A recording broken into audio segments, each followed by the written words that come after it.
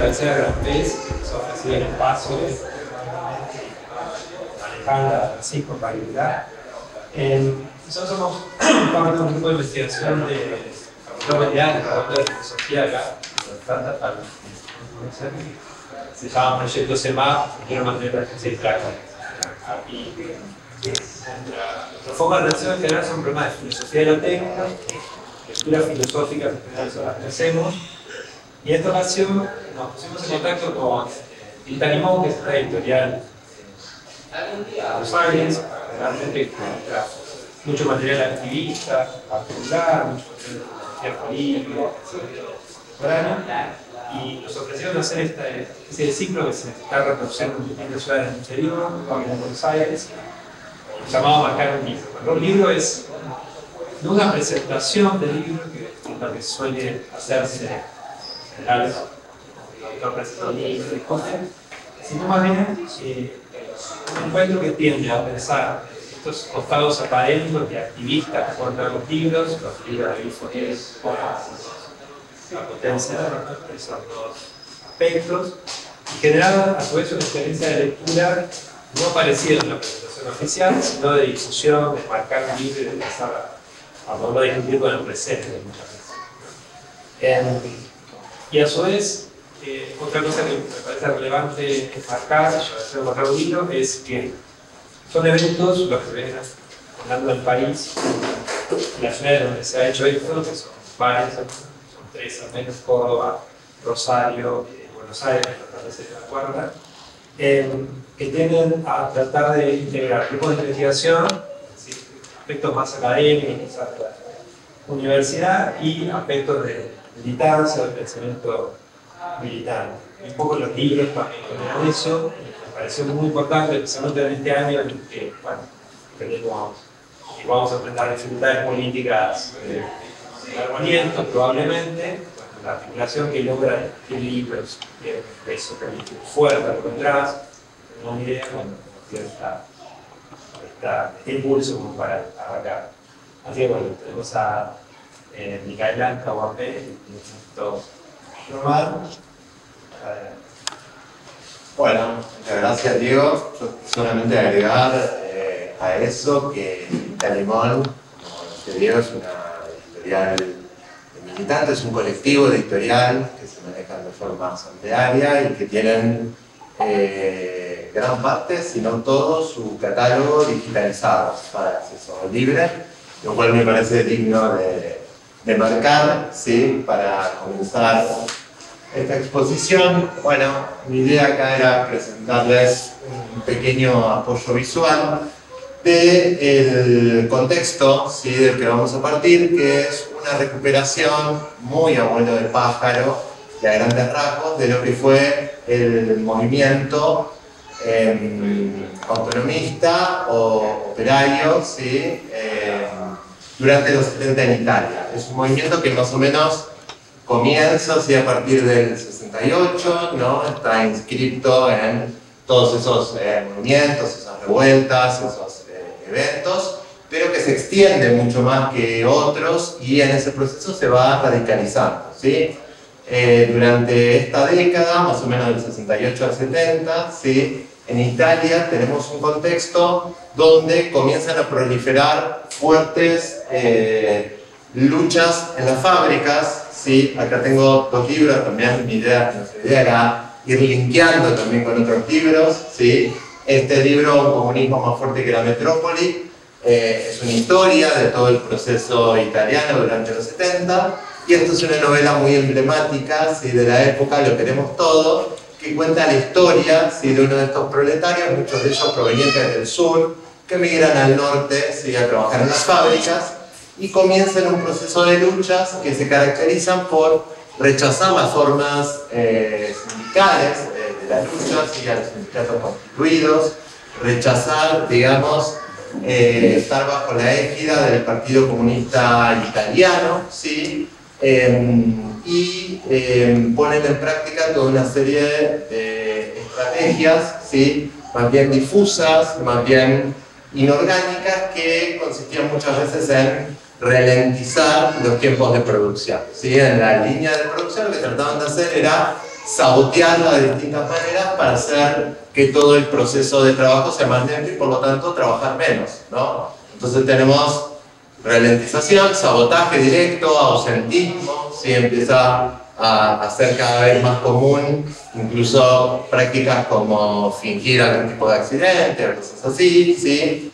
Tenemos también el fenómeno que llamó la autorreducción, ¿sí? Que era una estrategia de sabotear, digamos, la forma de venta, sobre todo, el acceso al transporte público, a eventos, mediante no pagar, por ejemplo, el boleto, no pagar la entrada, ¿sí? Y la estrategia ahí era tender a la reducción de los precios, ¿sí? Esto va madurando, va creciendo, termina habiendo tomas de fábricas muy importantes, ¿sí? Con grandes luchas callejeras, una gran presencia del movimiento estudiantil y también, ¿sí? Por esos mismos años, florecen distintos movimientos contraculturales, ¿sí? Hay un gran impulso del pensamiento feminista también en esa época, que se termina consolidando en la escuela italiana del feminismo, que pone el acento en el problema de la reproducción, ¿sí? Entendida en el trabajo doméstico, como cuidado. Pero tenemos, digamos, la entrada de Italia de la cultura del rock, los jeans, la liberación sexual, ¿sí? La psicodelia, que se mezclan, ¿sí? y se van fundiendo con este clima de agitación, ¿sí? Tanto en las fábricas como en las calles, ¿sí? Una figura muy llamativa de esta época es el indiano metropolitano, ¿sí? La idea de salvajes, ¿sí? O neosalvajes que rechazan de alguna manera todo lo que era el mundo tradicional, el mundo de la fábrica, el mundo de la organización obrera clásica, ¿sí? Y se nutren de esta naciente contracultura. En este contexto, ¿sí? Florece toda una ecología de distintas revistas que concentran, empiezan a desplegar lo que se va a conocer como el pensamiento del operaísmo, ¿sí? Italiano.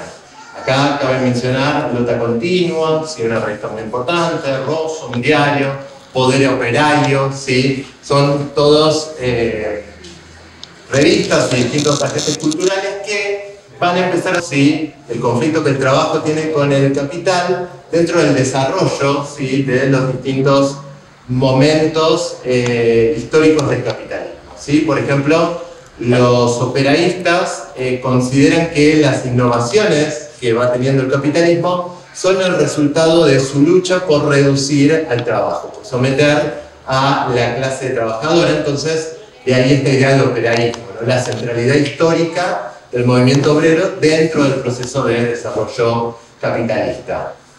Un poco todo este clima de conflictividad tan grande va a terminar bastante mal, ¿sí? En Italia, con lo que se conoce como los años de plomo, ¿sí? Que obviamente todo este movimiento fue reprimido desde un comienzo, ¿sí? Pero esa represión va escalando y genera una dialéctica bastante complicada donde muchos grupos de este incipiente marxismo radical comienzan a pasar a la lucha armada, un poco como pasó también acá en Argentina, ¿no? Y se da un estado de represión policial, ¿sí? Estado de excepción, etcétera, etcétera, muy tremendo, ¿sí? Que un poco termina de diluir, ¿sí? La riqueza, la vitalidad de todo este movimiento. Esto como contexto general, ¿sí? Ahora mencionemos que Franco Pifo Berardi, ¿sí? El autor que vamos a estar charlando, participa, ¿sí? En todo este proceso en dos lugares fundamentales. La primera es Radio Alice, ¿sí? Que fue la primera radio libre en Italia. En Italia, por aquellos años, la radiodifusión estaba controlada por el Estado, fundamentalmente, ¿sí? Y Bifo y un conjunto de compañeros de él armaron esta radio, que era también un centro de agitación cultural, hacían recitales, etcétera, etcétera. Y Bifo también fundó, ¿sí? Una revista muy importante que se llamó Atraverso, ¿sí? En la cual, ¿sí? Se desarrolló una forma de pensamiento operaísta, pero que tenía un poco la particularidad de incorporar el vocabulario, la forma de pensamiento, ¿sí?, de Deleuze y Guattari. ¿Sí? Está acá el influjo, sobre todo de Guattari, ¿sí?, del pensamiento guattariano, y la crítica que hace el pensamiento guattariano a el hegelianismo, ¿sí?, que siempre está un poco de trasfondo en el pensamiento marxista, ¿sí?, sobre todo la idea de abandonar el concepto de sujeto histórico para pasar a pensar, ¿sí?, distintos procesos de subjetivación que van a tener que ver sobre todo con la dinámica del deseo, ¿sí? Un poco en este contexto aparecen los primeros textos que nos presenta el libro que estamos marcando, y a mí... Algo que... este contexto que está dando Ernesto está bueno porque cuando arrancas el libro lo da por hecho, digamos. Entonces, si te vas a encontrar con Bifo por primera vez, no entendés capaz la animosidad que tiene contra los sindicatos, claro, o contra diferentes temas. Entonces, por eso... Claro, que con los sindicatos, vale la pena recordar, el gran problema es que junto con el Partido Comunista Italiano, ¿sí?, estaban muy en contra de estos nuevos fenómenos de protesta y estas nuevas formas de lucha que estaba adoptando sobre todo el proletariado juvenil, ¿sí? Hay también una suerte de conflicto intergeneracional de los nuevos proletarios, las nuevas formas de lucha contra las tradiciones instituidas en un contexto en el que el Partido Comunista, ¿sí?, estaba pirando hacia entrar en el sistema político, ¿sí?, en una lucha político-electoral. Esta gente se estaba radicalizando por izquierda, ¿sí?, a un rechazo del mundo del trabajo y del mundo de la política también, ¿no? Entonces ahí se percibe esa violencia. Les decía, un poco en este contexto, lo que yo quería tomar como eje es cómo, ¿sí?, desde sus textos en Atraverso y en otros lugares, Bifo nos da una particular lectura del operaísmo que pone en el centro la relación que se establece entre el capital, ¿sí?, el trabajo y la tecnociencia, ¿sí?, la tecnología aplicada a la ciencia, ¿sí? Y para un poco pensar esto, me gustaría leerles algunas citas, ¿sí? La primera es del primer texto que nos encontramos, que se llama Autonomía, Poder, Rechazo del Trabajo, ¿sí?, un texto muy temprano, de los 70, ¿sí?, que nos dice lo siguiente. Fíjense lo que dice Bifo acá, es bastante, a mi criterio, interesante. Dice: la clase obrera no quiere administrar la organización del trabajo, solo quiere rechazarla. Esta es la razón por la cual hoy el poder no significa toma del poder, dirección sobre la sociedad, gestión constructiva del desarrollo. Dejemos por completo al capital y a su clase política el desarrollo económico y las formas institucionales del control y del equilibrio, el Estado. A los trabajadores el rechazo del trabajo y la insubordinación permanente, el desorden organizado. Dejemos por completo al capital y a su clase política gestionar esta fase histórica en la que todavía tenemos que trabajar. No queremos administrar el trabajo y la coacción al trabajo. Toda esa mierda para el capital y para su clase política. Para los trabajadores, el rechazo al trabajo, que también quiere decir inducción constante, fíjense esto, inducción constante en el capital de la dinámica que conduce al desarrollo, que conduce a la reducción del trabajo vivo, el reemplazo del trabajo vivo con máquinas, la introducción de técnicas de producción automatizadas que cada vez más absorben la función de producir y abren la posibilidad de subvertir la relación trabajo-capital hasta la raíz, abolir el trabajo. Machines do not go on strike, dice el capital. Pero de esta forma, al intensificar cada vez más la productividad por trabajador y al agregar cada vez más a la maquinaria funciones productivas, prepara el pasaje del aumento creciente de la explotación a su supresión, ¿sí? Entonces, ¿qué es lo que me interesa marcar acá? Bueno, que Bifo está básicamente considerando, ¿sí?, que de alguna manera la estrategia, ¿sí?, proletaria, la estrategia obrera, tiene que ser rechazar el mundo del trabajo para que el capital se vea forzado a introducir cada vez más maquinaria en la producción y eso permite eventualmente una superación del trabajo como tal, ¿sí? Entonces, acá aparece el gran tema del libro, ¿sí? Que es el rechazo del trabajo, ¿sí? Y la posibilidad de pensar un mundo más allá de la necesidad de trabajar, que en el pensamiento autonomista de Bifo, por lo menos, siempre está ligado a la introducción de tecnologías de automatización, ¿no? Un poco también para pensar cómo este rechazo del trabajo recorre toda la historia, ¿sí? Del movimiento obrero organizado desde el siglo XIX, incluso antes, ¿sí? Quería también comentarles este libro, ¿sí? Con el sudor de tu frente, que recoge muchísimos textos. ¿Cómo? Traje el mío también. Ah, se lo está pasando, perfecto. Bien.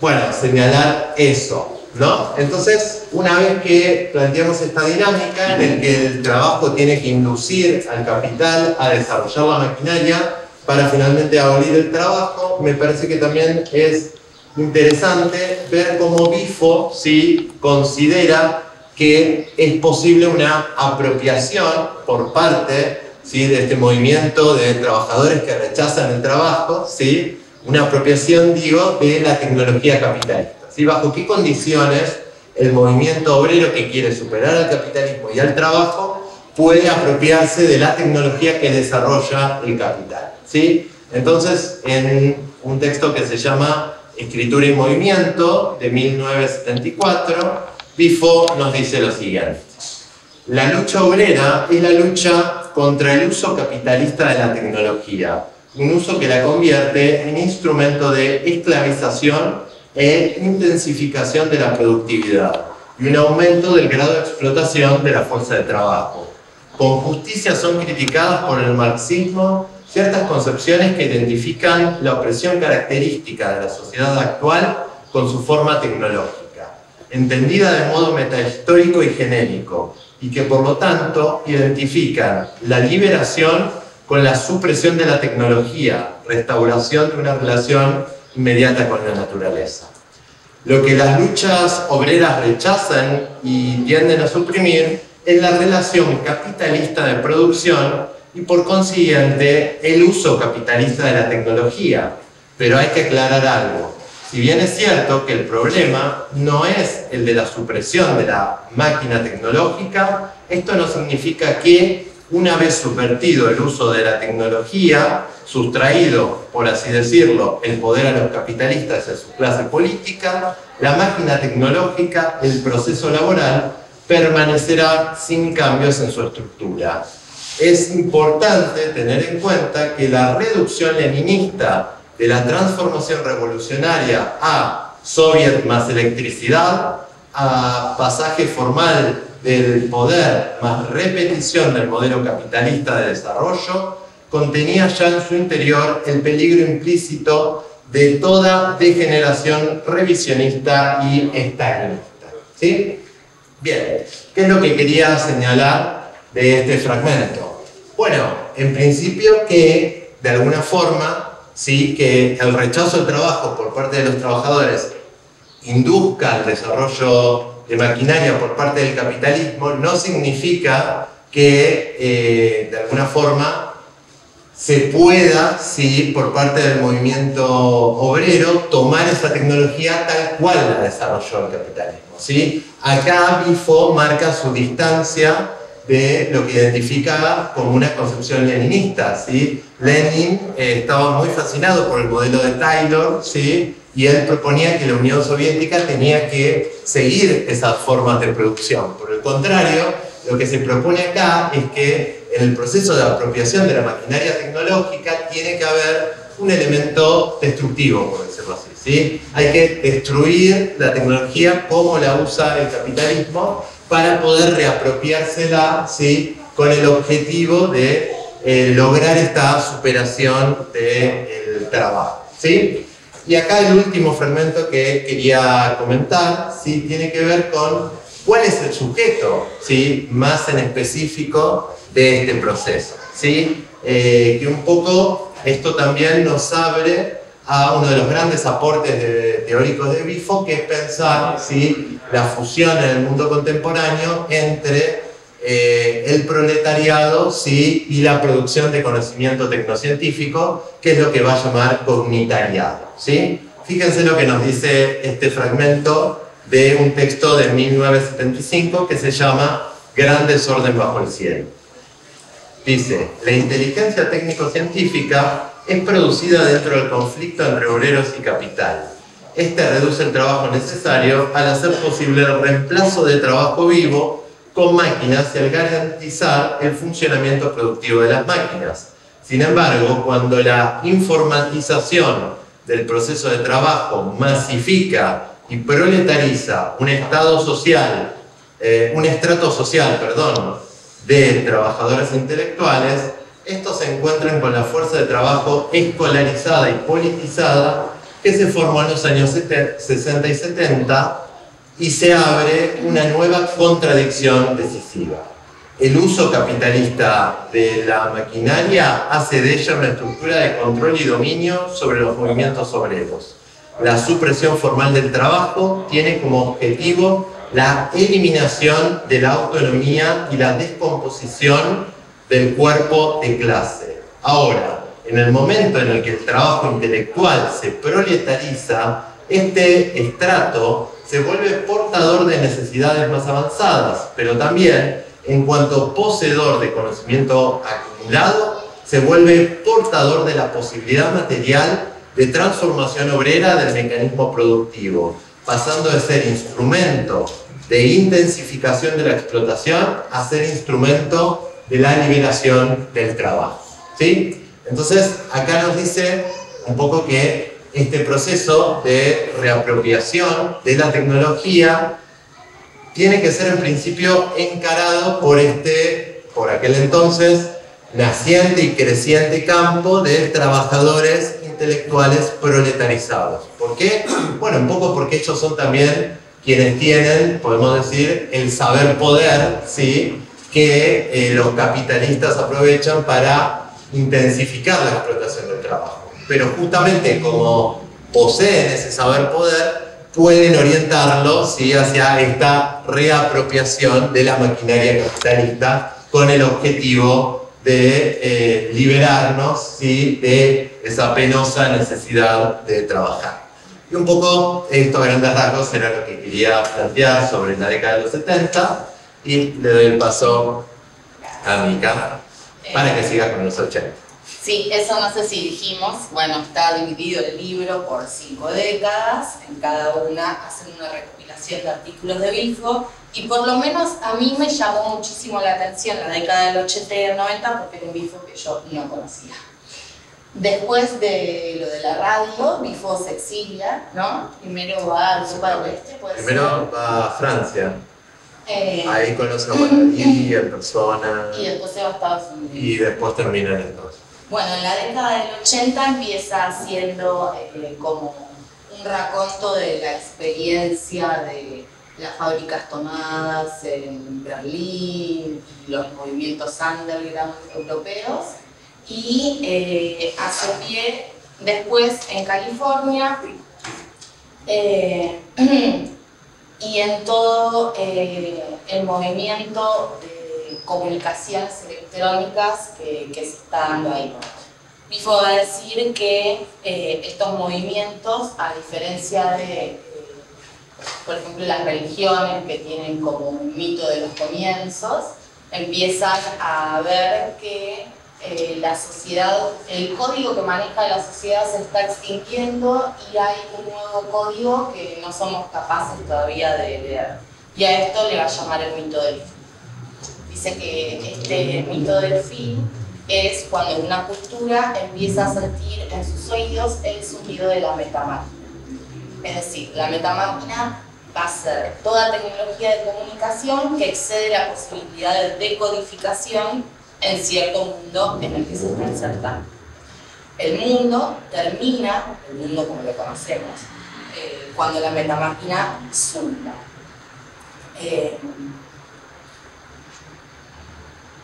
Finalmente dice, ahora, agotados todos los espacios a conquistar, la invasión de todos los espacios a conquistar, la invasión del tiempo, este proceso instaura un funcionamiento de la máquina sin sujeto.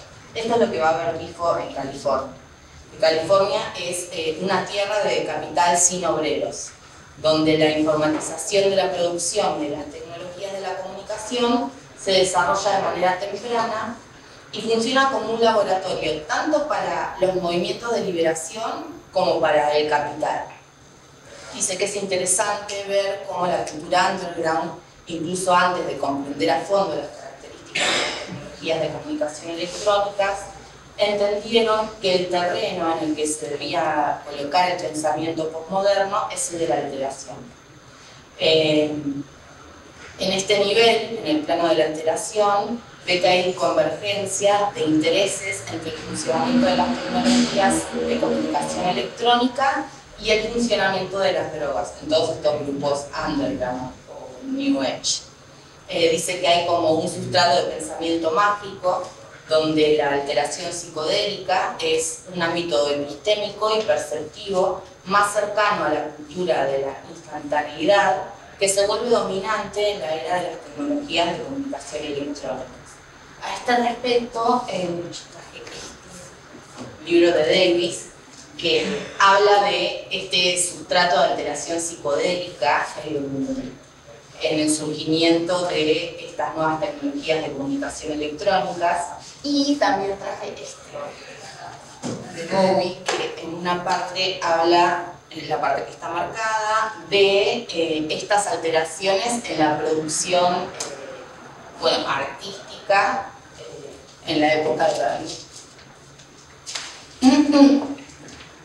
Después, otro apartado que me pareció, ya que hablamos del trabajo importante, es el trabajo como categoría antropológica, que es un articulito del 87, en el cual va a empezar. Este es un Bifo que yo no conocía, el Bifo que aclara conceptos y se toma las cosas con calma y tranquilo.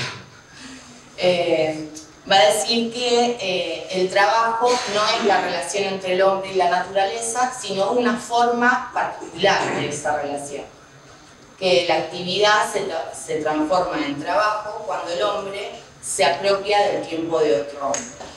Es decir, cuando un conquistador perdona la vida a un vencido y por tanto suspende, decir esto que es fantástico, que es el trabajo es la muerte suspendida.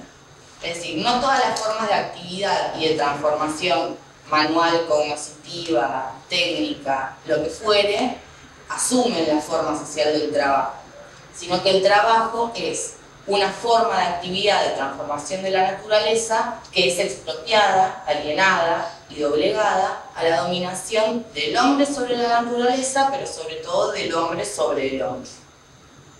Esto da paso al predominio de la economía sobre la vida y presupone una condición antropológica que se realiza a través del vaciamiento y colonización del tiempo de vida. Acá Bifo va a ir con Marx y después con Deleuze y Guattari, la cuestión de que el tiempo es esencial a la hora de definir el concepto tanto de trabajo como de explotación y de valor. Va a aclarar que el valor es el tiempo de vida que se cristaliza en forma de mercancías, que se transforma en abstracción y que ese tiempo abstracto se puede acumular. Deleuze y Guattari, por su parte, van a decir que el capitalismo puede ser reconocido como el sistema de expropiación del tiempo humano. Y también van a hablar del término de la falta y de la necesidad que después se cristaliza en las enfermedades del cerebro. Va a decir que el tiempo de vida se reduce en la modernidad, por eso va a estar pensando siempre en la posmodernidad, a una extensión vacía sin cualidades y sin concreción, y que solo por eso puede ser subsumido y sometido al sistema fabril, cuando el tiempo se vuelve producción de valor. Pero ve la posibilidad de que haya una separación de la actividad humana, entre la actividad humana y la forma social del trabajo, creada por el desarrollo tecnológico y por la sustitución del trabajo industrial por máquinas. Pero nos va a advertir que las tecnologías no son un factor neutral y que llevan dentro de sí formas sociales que las produjeron, es decir, las formas sociales de la producción capitalista. Esto a mí me encanta del IFO, que es que todo el tiempo va a estar criticando al capitalismo por un lado, pero también al marxismo, que cree que puede seguir usando las formas de producción capitalista cambiando la clase que las gobierna. Sobre la técnica va a seguir en otros artículos hablando. Yo tomé el último de la década del 80, en el cual afirma que la tecnología tiene potencialidades liberadoras en la medida que potencia la productividad del trabajo y que reduce la cantidad de vida requerida para producir el mundo de lo necesario. Dice que el hombre se ha liberado progresivamente de la naturaleza como vínculo, en esta lucha del hombre, esta lucha primigenia del hombre con la naturaleza. La técnica fue el instrumento que lo dejó liberarse de ese vínculo, pero que la técnica se ha convertido en la extensión progresiva de otro vínculo que se vuelve cada vez más complejo y articulado, y que progresa en lugar de retroceder como era con la lucha con la naturaleza. Y así constituye una segunda naturaleza del hombre que incorpora a la primera. Este me pareció lindo para terminar la década del 80. Y después ya puedo arrancar con la del 90. Igualmente en la crítica que hace al capitalismo, el traje este de Capana, que donde está marcado, tiene dos artículos que son espectaculares, que uno se llama A propósito del tiempo, la contracción espacio-temporal, y el otro la virtualización de la experiencia. Ya entrando a los 90,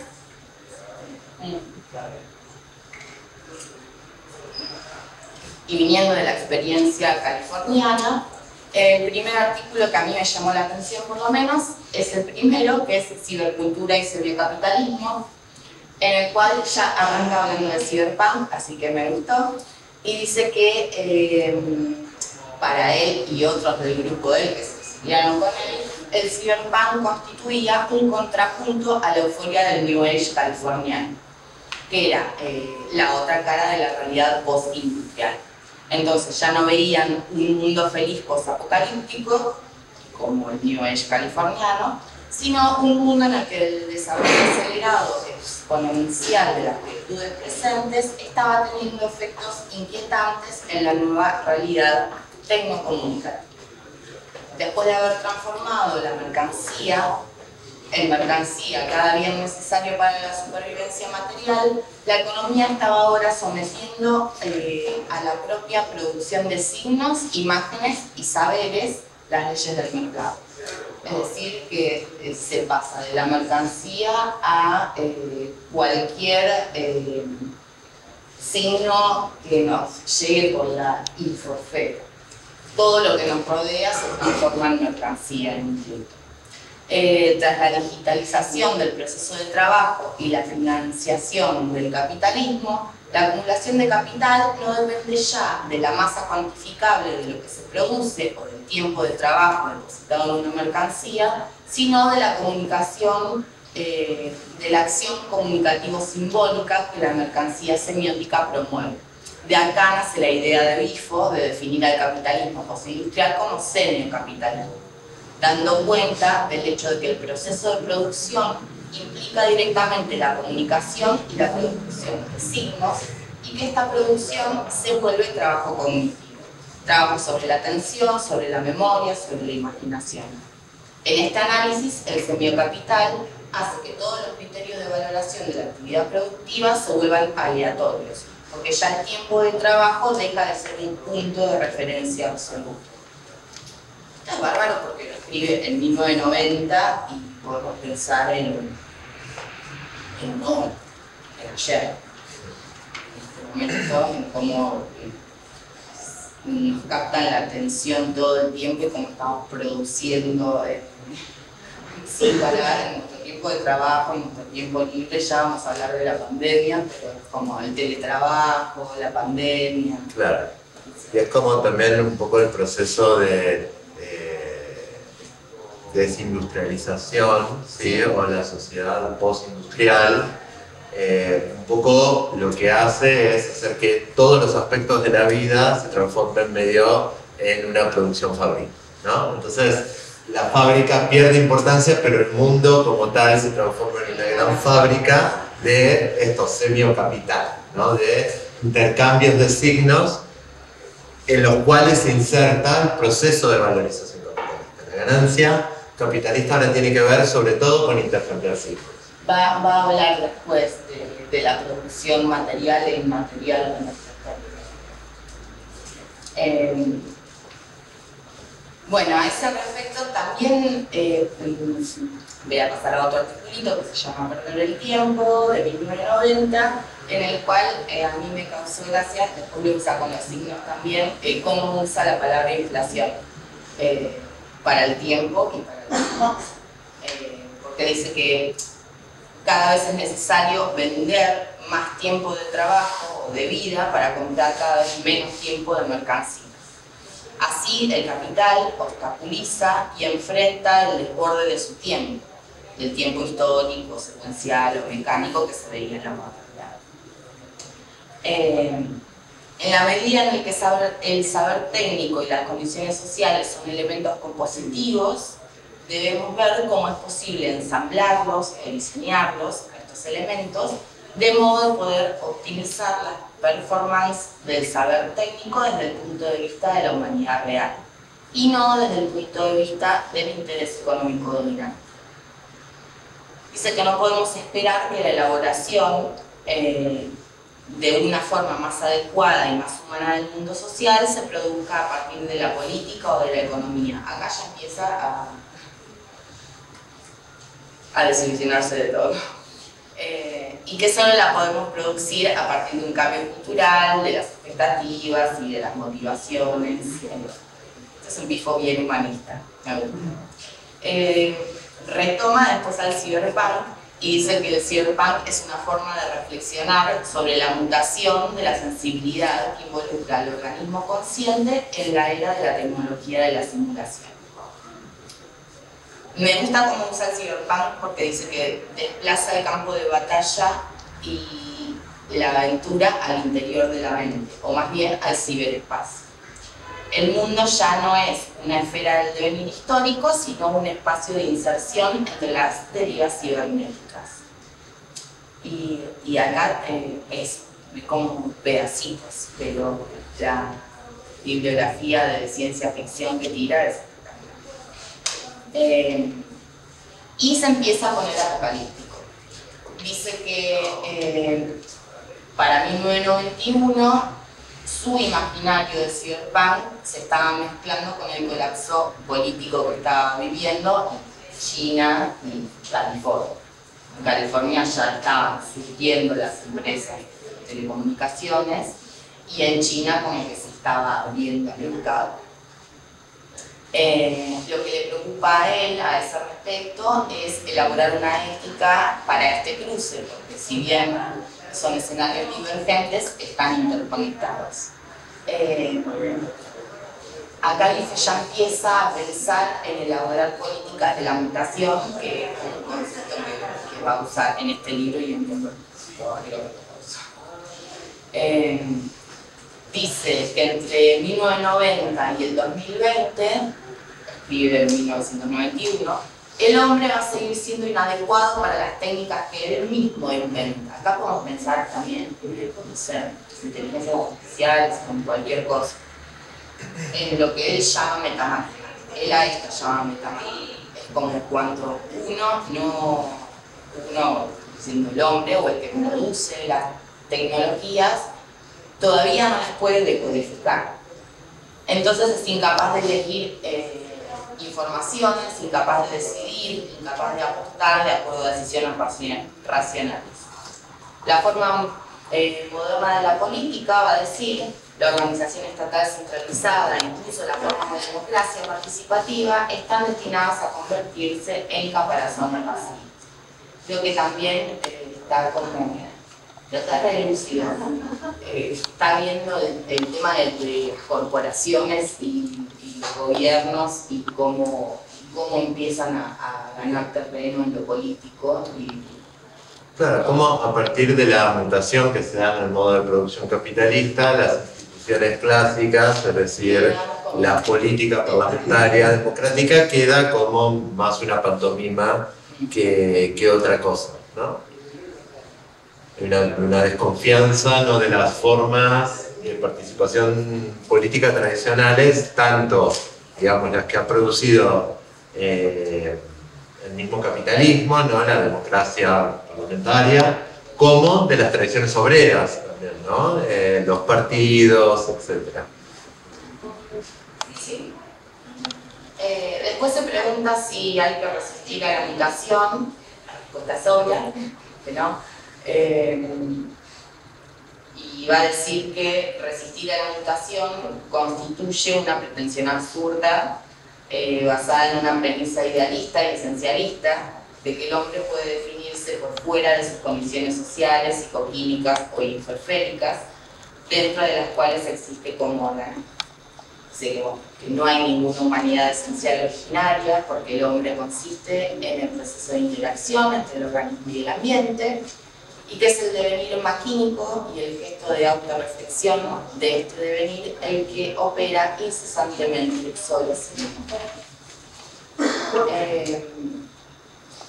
Va a decir que la abolición del trabajo y la sustitución de la pretensión laboral por la técnica y la libertad a través de la tecnología y su potencia liberadora es por la que nos tenemos que llevar, es la indicación política clara, que no debemos resistirnos a la mutación, sino que debemos vivir esta mutación según una intención libertaria en el buen sentido de la palabra. Después, bueno, a mí las novelas me gustaron todas y marqué todo, pero me gusta mucho este apartado porque habla de la pérdida de la identidad que produce este semiocapitalismo en las personas. El apartado se llama psiconazi, porque dice que esta pérdida de la identidad produce como una reacción el miedo o la inseguridad psíquica y que puede poner en marcha procesos de búsqueda desesperadas de una identidad a través de la agresión hacia los diferentes o una reafirmación artificiosa en la relación con el origen o con la raíz, etc. Va a traer a Deleuze y Guattari cuando hablan de la reterritorialización para entender esta búsqueda. También va a hablar del movimiento skinhead, me parece espectacular. Y va a decir, esto lo voy a leer porque después lo vamos a retomar, que igualmente todo eso no es suficiente para explicar la agresividad que vuelve a aparecer en la sociedad de los años 90 si no tenemos en cuenta la enfermedad del deseo, que es una parálisis psicótica que se extiende hoy en el cuerpo y en la mente y desplaza la energía del erotismo a la de la competencia, la del contacto a la del enfrentamiento y la de la ternura a la del endurecimiento. Luego va a hablar un poco más sobre el ciberespacio. Este apartado se llama Lo real es lo atemporal. Y nos va a decir que el mundo real, que llamamos ciberespacio, está separado del mundo de la relación concreta, pero que lo duplica y lo transforma. Que está separado pero también entrelazado, que su relación es mutagénica y que se ejerce no solo en el ambiente, sino sobre la mente humana en cuanto a aparato receptor y terminal nervioso. El efecto de esta mutación se encuentra en la calidad de la experiencia, en el doble significado de la palabra experiencia, que es el registro del ambiente la producción de ese ambiente dentro de la mente,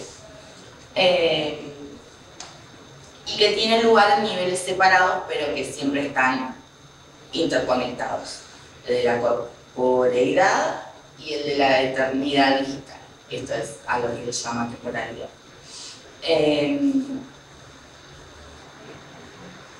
Y acaba de decir que quiere señalar entre la dimensión material e inmaterial de la experiencia, que la material es la que tiene lugar en el tiempo biológico y la inmaterial es la que se da en la dimensión de la relación abstracta. Pero que lo contrario a la mente, o sea, no está contraponiendo materia a idea, sino estructura a forma. Va a decir que, por ejemplo, la mecánica, el plástico, la electricidad modificaron el ambiente y el mundo material de la vida y la experiencia.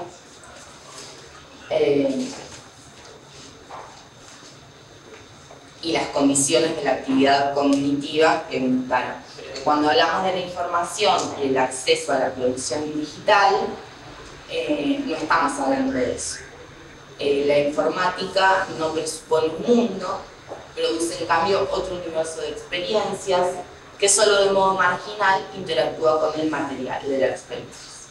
Su efecto práctico no es el de transformar el mundo material, sino el de volverlo residual.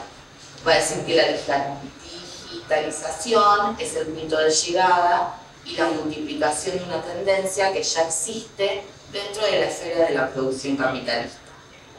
La tendencia a la descomposición analítica de cada gesto, mensaje o procedimiento, como pasaba en la época saudí. De nuevo a traer lo de la inflación, ya no con el tiempo, sino con la semiótica, iba a decir que en este sentido de lo material y lo inmaterial, la inflación semiótica se manifiesta como un régimen en el que cada vez más signos compran menos sentidos, que hay una sobreestimulación que produce una especie de anestesia en el aparato cognitivo y particularmente en la atención, que cuando estos signos proliferan más allá de la capacidad receptiva y más allá de la capacidad de codificación consciente, se da la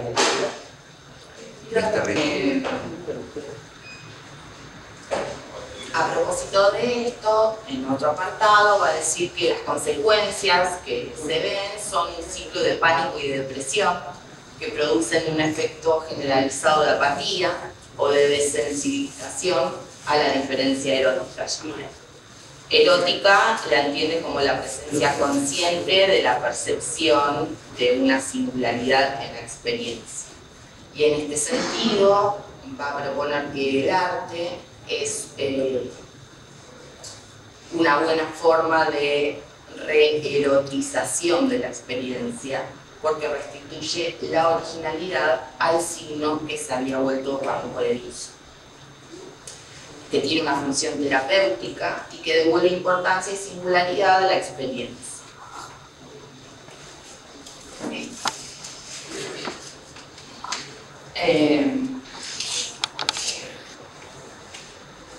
Va a decir también que en esta dupla de arte e información la tensión trágica desaparece y desaparece también el efecto dramático del signo. Que esta subsunción del arte dentro del sistema de información produjo la homologación de los signos sintéticos a la homologación de sus usuarios. Que hasta en los rincones más recónditos de la vida cotidiana el individuo termina permeado por esta constante emulsión estetizante. El replicante termina siendo el producto de ese desarrollo. Y va a decir que ante esa homologación entre el usuario y el signo estético, surge el punk como la crítica. Pero, a la vez, va a señalar que el movimiento punk solo se puede manifestar de una forma autodestructiva porque el replicante lleva consigo los signos de su propia homologación. Entonces, dice que lo que surge como crítica en el PAN es el signo que intenta escapar a la predeterminación, pero luego termina siendo recapturado por el sistema. A propósito de esto, creo que en el libro de Debord se habla de eso y está muy bueno. Y después hay uno que yo no lo tengo, pero lo tengo en PDF si alguien lo quiere, que es el de Marcus Gray, que se llama Rastros de Carmín, donde hace toda una... Bueno, creo que los Pistols son la banda tronco, pero de todo el movimiento punk. Que depende de la cultura, ¿no? Desde los dadaístas, pasando por los situacionistas y luego la sociedad del espectáculo, hasta llegar ¿sí? a la cultura punk. Sí. ¿No? De ahí esa idea del rastro de Carmín. Y además nombra un montón de bandas y no tan conocidas, y tengo una playlist porque me hice una playlist con todas las bandas, todos los temas que nombra, que también la puedo socializar. Estamos también armando una playlist de temas que hablen en contra del trabajo. También. Igualmente termina la década del 90 tirando estas buena onda, como que la felicidad es subversiva cuando se vuelve sentimiento colectivo.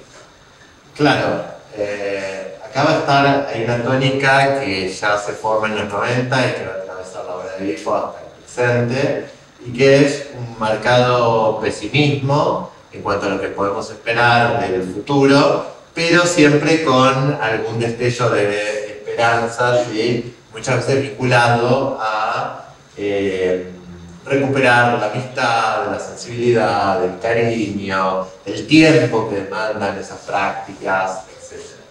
Pero bueno, ya podemos pasar a los 2000, vamos a tratar de ir un poco más rápido, también porque en los 80 y sobre todo en los 90 se forman, ¿no? Algunas de las ideas claves de Bifo que también por cierto carácter medio anticipatorio que tuvieron en su momento, todavía siguen siendo hoy núcleos centrales de su pensamiento, ¿no? Un poco nada tampoco se pierde porque las ideas de autonomía no es que las dejó de lado, sino que las fue complejizando a medida que el mundo también se fue transformando, ¿no? Entonces, en los 2000 sí, yo marqué un texto muy interesante que se llama Esquizoeconomía, ¿sí? Esquizo aludiendo obviamente a la influencia del esquizoanálisis de Deleuze y Guattari, ¿sí? Donde comienza señalando esta cuestión que ya nos traía Mika, ¿sí? Que es el tema del semiocapital, ¿no? Dice, por ejemplo, en este texto, la capacidad cognitiva se convierte en el recurso productivo esencial. En la esfera del trabajo industrial, la mente era puesta a trabajar como automatismo repetitivo, soporte fisiológico del movimiento muscular. Ahora la mente está trabajando como innovación, como lenguaje, como relación comunicativa, ¿sí? Entonces, el capitalismo ahora basa su extracción de plusvalía, su valorización del capital en todos nuestros procesos mentales y cerebrales, y eso va a producir una transformación antropológica radical, según Bifo, ¿no? Entonces, dado que el capitalismo deviene semiocapitalismo, tiende a formarse algo que llama, también con una metáfora bastante cyberpunk, ¿sí? Sistema nervioso digital, ¿sí? Que sería como la mente colectiva, ¿sí? De la sociedad, un poco porque las mismas redes informáticas tienden a articularse con una forma que es metafóricamente comparable con la del cerebro, si no en vano, por ejemplo, se habla de redes neuronales, ¿no? Como la tecnología de base que permite el entrenamiento de las inteligencias artificiales. Entonces, acá sí empieza a aparecer un tema que él destaca bastante durante los 2000, que es la contradicción, ¿sí? Entre este sistema nervioso digital y el sistema nervioso orgánico de cada uno de nosotros, ¿sí? Tema que también ya planteó un poco Mika, ¿sí? Dice, por ejemplo, en este mismo texto, el universo de los emisores, ¿sí? Todos los dispositivos electrónicos que emiten signos y señales que nosotros interpretamos, ahora avanza a una velocidad sobrehumana y se vuelve intraducible para el universo de los receptores, que no puede ir más rápido que lo que le permite la materia física de la cual está hecho nuestro cerebro, la lentitud de nuestro cuerpo, la necesidad de caricias y de afecto. Se abre entonces una brecha patógena y se extiende el sufrimiento mental, como lo demuestran las estadísticas y sobre todo nuestra experiencia cotidiana. Y a medida que se propagan las patologías, se propagan los fármacos. La próspera industria de la psicofarmacología bate récords cada año. El número de cajas de Ritalin, Prozac, Zoloft y otros psicotrópicos vendidos en farmacias crece continuamente, mientras crece la disociación, el sufrimiento, la desesperación, el terror y el deseo de no estar, de no tener que compadecer continuamente, de desaparecer, el deseo de morir y de matarse, ¿sí? Entonces hay una contradicción esencial en nuestro modo de producción entre nuestra capacidad orgánica de procesar signos, ¿sí? Y la capacidad artificial, maquínica, ¿sí? De producirlo, lo que genera un colapso, ¿sí? De nuestros pequeños y diminutos cerebros en ese sistema de sobreestimulación. Eso en parte es paliado por los psicofármacos, pero genera básicamente una condición patológica estructural de todos, ¿sí? Dentro de este modo de producción. Esto lo trata bastante Bifo en un libro en particular que se llama La fábrica de la infelicidad, ¿sí? Muy interesante para pensar estas cuestiones. Y si avanzamos un poco más, hacemos un salto de algunos años a un texto que se llama Psicoesfera frágil, ¿sí? Esta misma realidad del semiocapitalismo va a ser pensada como un paso, ¿sí? De una cierta forma de inteligencia, percepción conjuntiva, ¿sí? A otra de forma conectiva, ¿sí? Un paso de la conjunción a la conexión. La conjunción, ¿sí? Era la forma de vincularse de los cuerpos, ¿sí? En su estado anterior a este movimiento postindustrial, semiocapitalista, ¿sí? Está basado sobre todo en la capacidad, ¿sí? De los cuerpos de entrar en contacto de forma sensible, ¿sí? Entonces le presta atención a lo que Bifo va a llamar, curiosamente, formas redondeadas, ¿sí? Figuras imperfectas, establece dinámicas de comunicación que dan pie a la ambigüedad, ¿sí? A elementos no verbales. Es básicamente el lenguaje de los amantes, ¿sí? Que entre caricias, palabras medias sin sentido, variaciones del tono de voz, ¿sí? Encuentran una forma de comunicarse a nivel corporal. Contra esa forma, ¿sí? De comunicación aparece esta modalidad conectiva, ¿sí? Que es básicamente la modalidad de las grandes redes informáticas y de las tecnologías de comunicación, ¿no? Acá ya no hay una sensibilidad, ¿sí? Orientada a los cuerpos, ¿sí? Sino que hay de alguna manera un gusto por lo liso, ¿sí? Un gusto por lo que no tiene imperfecciones, por módulos que no pueden ser ambiguos, sino que tienen que tener un sentido bien definido para poder ser procesados a altas velocidades, ¿no? Dice, por ejemplo, la digitalización de los procesos comunicativos produce una suerte de desensibilización respecto de la curva de los procesos continuos de lento devenir y una suerte de sensibilización respecto del código de los cambios de estado fulminantes de las sucesiones de signos discretos, ¿sí? Entonces, del lento entendimiento de los cuerpos, ¿sí? Se pasa al hiperveloz procesamiento, ¿sí? De códigos y de signos que no pueden contener la ambigüedad, ¿sí? Esto va a estar muy ligado también a esta infelicidad y patologización de la vida cotidiana, ¿no? En este mismo texto, Bifo parte comentando cómo en el manga, ¿sí? Y en esas culturas visuales hay como una especie de desprecio por el vello púbico, ¿sí? Por la mugre, el malo siempre es el mugriento, ¿sí? Y las mujeres nunca tienen vello púbico, y eso, digamos, un poco lo que hace es atrofiar, ¿sí? La película de sensibilidad, va a decir Bifo, que les permite a los cuerpos ser empáticos.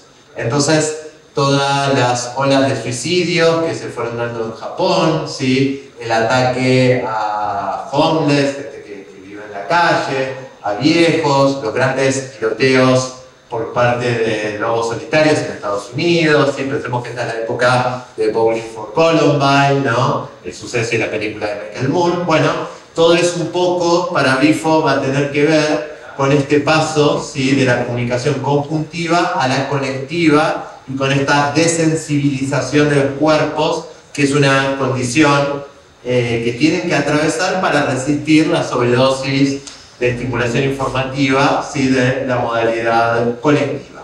Entonces, en este contexto, Bifo va a recuperar, que también es otro libro muy interesante, se llama Generación Post-Alfa, ¿sí? Digo, va a recuperar un concepto que viene originariamente de Marshall McLuhan, ¿sí? Y que es la idea de que vivimos en una generación posalfabética, ¿sí? ¿Qué sería una generación posalfabética? Bueno, es una generación que es nativa, ¿sí? De la comunicación videoelectrónica, ¿sí? Ahora, ya McLuhan había señalado que la facultad crítica, ¿sí? Que es un poco la base de la cultura democrática, está bastante ligada a una infraestructura material que podemos decir que es el modelo de Gutenberg, ¿sí? La imprenta que permite difundir masivamente textos. A la hora de leer un texto y tratar de entenderlo, tenemos una forma de procesarlo que es lineal, ¿sí? Consecutiva, y que de alguna manera está basado en una temporalidad que es bastante lenta. Si somos lentos para leer, vemos una palabra al lado de la otra y vamos interpretando su sentido, y partiendo, ¿sí? De esta técnica de interpretación es que podemos juzgar críticamente lo que leemos. Ahora bien, ¿qué pasa, ¿sí? Cuando la comunicación es sobre todo simultaneidad de estímulos visuales, ¿sí? Y una sobrecarga informativa constante? ¿Qué pasa cuando, ¿sí? Para estar conectados en el mundo capitalista tenemos que estar procesando una diversidad y una cantidad gigantescas de estímulos mediados por las tecnologías electrónicas? Bueno, va a decir Bifo, recuperando a McLuhan, se pierde la capacidad de juzgar críticamente la realidad. Ya no somos capaces de distinguir qué es lo verdadero de lo falso en buena medida, ¿sí? Y pasamos de un paradigma de un pensamiento crítico a una especie de recaída en el pensamiento mitológico, ¿sí? Hay una vuelta, un poco en relación a lo que decía Nika, al pensamiento mitológico, ¿sí? Bien, otra cuestión que quería recuperar, ¿sí? Del pensamiento de Bifo de los 2000 es una especie de parábola, podemos decirle, que arma, ¿sí? Que es el vínculo entre el sabio, el mercader y el guerrero, ¿sí? Son tres figuras que empiezan a aparecer en sus textos de esa época, y donde vuelve a aparecer la cuestión del rechazo al trabajo, ¿sí? Y aparece de hecho como el origen de la sabiduría, ¿sí? Uno podría decir, ¿por qué? ¿De dónde nace la sabiduría? Bueno, del deseo de no trabajar más. Entonces,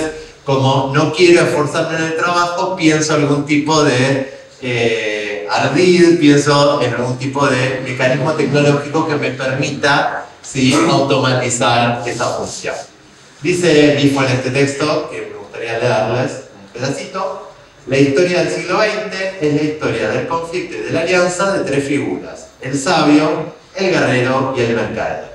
el sabio es el heredero del trabajo humano, el portador de la inteligencia acumulada en la infinita sucesión de gestos de trabajo y en la infinita sucesión de actos de rechazo del trabajo. El rechazo del trabajo induce el movimiento evolutivo de la inteligencia. La inteligencia es rechazo del trabajo que se realiza en una forma socialmente útil. Es gracias a la inteligencia que es posible sustituir el trabajo humano por máquinas. Es gracias al rechazo del trabajo que la ciencia es impulsada, desarrollada y puesta en práctica. ¿Sí? Entonces, lo que sucede es que esta figura del sabio, ¿sí?, va a ser engatusada, va a ser sometida a alguna de estas otras dos figuras. El guerrero, ¿sí?, que es el sistema militarista, el complejo militar industrial, y el mercader, ¿no? El guerrero suele chantajear al sabio diciéndole, bueno, un poco, no hay alternativa, ¿sí? Acá el modelo podría ser Oppenheimer y toda la generación de científicos tan fabulosos y prominentes de esa época. La mayoría eran de izquierda, pero desarrollaron la bomba atómica en parte porque las autoridades le estaban diciendo, o lo haces vos y la tenemos nosotros, o la hace Heisenberg con Hitler, ¿sí?, y el nazismo nos aniquila a todos con su potencial nuclear. Entonces hay una cooptación, ¿sí?, por medio del chantaje de no hay alternativa por parte del guerrero hacia el sabio, y por parte del mercader hay más bien un proceso que podría definirse como seducción, ¿sí? El mercader de alguna manera necesita del sabio para incrementar su ganancia y su valorización de capital. Lo que hace es de alguna manera tratar de seducirlo a participar, ¿sí?, de la vida de lujo, ¿sí?, y de privilegios que un poco posee, ¿sí? Acá también es fundamental entender que o sea, las tecnologías de la telecomunicación, etcétera, ¿sí?, producen este efecto de fritarnos los cerebros solo cuando están combinadas con la cultura hipercompetitiva, ¿sí?, que caracteriza al capitalismo de sus orígenes, pero que se ha ido agravando, ¿sí? Es el mundo competitivo en el que siempre estamos en falta y trabajamos 24/7, básicamente, trabajamos a veces casi en nuestros propios sueños, ¿sí? Y todos los aspectos de la vida, y que el cerebro digital entra en contradicción con nuestros cerebros orgánicos y nos induce todo tipo de patologías, de la cual la depresión podría ser la más eminente. Entonces, ya para ir terminando, ¿sí?, es muy interesante como Bifo ya en los 2000, también volviendo, ¿no? Fíjense que esto es un proceso constante de vuelta a los orígenes, ¿no? Los 70 van acompañando todo el resto de las décadas, volviendo sobre la caracterización de los 70, un poco lo que nos va a mostrar en este caso, en un texto muy lindo que se llama Autonomía y Desregularización. El texto se llama ¿Qué significa hoy autonomía? ¿Sí? Es de 2009 este texto, y va a decir que un poco este giro posfordista del capitalismo, ¿sí?, este nacimiento del semiocapital, va a ser un poco la cooptación, ¿sí?, de deseos que anidaban en la contracultura de los 60 y 70, ¿sí? Los trabajadores no querían pasarse toda la vida en un trabajo industrial repetitivo, ¿sí?, en el cual básicamente la vida empezaba a achatarse, a volverse aburrida, algo monótono, repetitivo, ¿sí? Había una necesidad de trabajar por tiempos cortos, ¿sí?, una búsqueda de cambiar constantemente de empleo como parte de la estrategia de la autonomía del trabajo frente al capital. Pero, ¿qué es básicamente lo que sucede? Que este deseo de autonomía del trabajo fordista clásico fue capitalizado como desregularización del trabajo, ¿sí? Acá empieza a aparecer la flexibilización laboral, ¿sí? Y empieza a aparecer esta figura de que todos, ¿sí?, tengamos el capital que tengamos, somos empresarios de nosotros mismos, ¿sí? Lo que va a decir Bifo es un poco que estas tendencias fueron, ¿sí?, un poco la capitalización por parte del capitalismo de los deseos de liberación del trabajo, ¿sí? Es un poco, creo, como en el famoso cuento de la pata de mono, cuidado con lo que deseas, ¿no? Yo pedía ser rico y de repente muere mi mujer, cobro una herencia, soy rico, pero a condición de algo terrible. Bueno, se liberaron de la rutina de trabajo fordista, pero para entrar en un mundo de mucha mayor explotación, un mundo de flexibilización, de angustia constante, un mundo en el que uno no tiene ningún tipo de seguridad, ¿sí? Entonces, ya para ir terminando, ¿sí?, esta década, y después ya pasar conjuntamente a charlar un poco de los 2010, un poco pensar la estrategia que propone Bifo para luchar en estas condiciones tan adversas del capitalismo.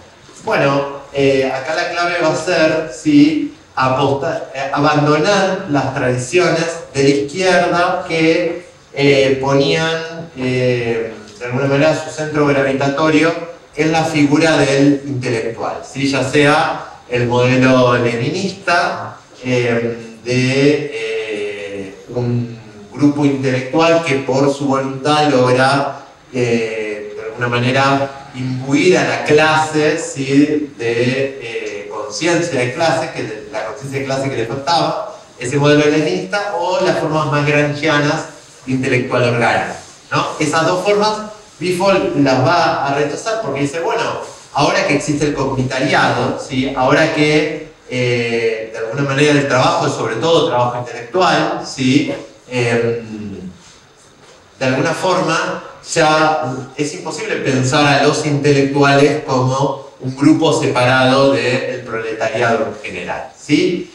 Y también hay que empezar a rechazar esta idea de que la emancipación política se puede dar o se va a dar en un lugar que esté por fuera de la realidad material del trabajo cognitivo. Entonces lo que dice, ¿sí?, es que un poco para devenir revolucionario, subversivo, oponerse al semiocapital, el programador no tiene que dejar de ser un programador y transformarse en un militante, ¿sí? El médico tampoco tiene que dejar de ser un médico, el bioingeniero tampoco tiene que dejar de ser bioingeniero, ni el arquitecto dejar de ser arquitecto, ¿sí? Todos tienen que tratar, ¿sí?, el programador, el ingeniero, el médico y el arquitecto primero tienen que orientar su acción cognitiva hacia fines autónomos y modificar la función y la estructura de su campo específico de conocimiento y de su campo de acción productiva, sustrayéndolos del uso capitalista,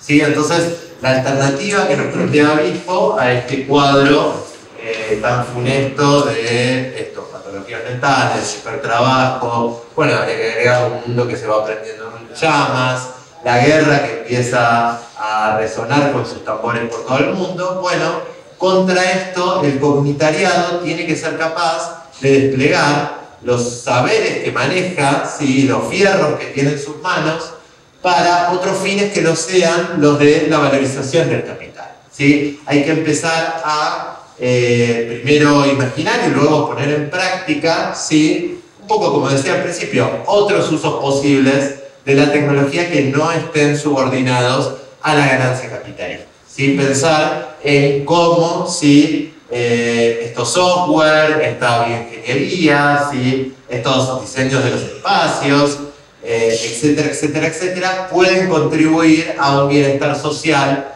más allá de que generen ganancias, ¿sí?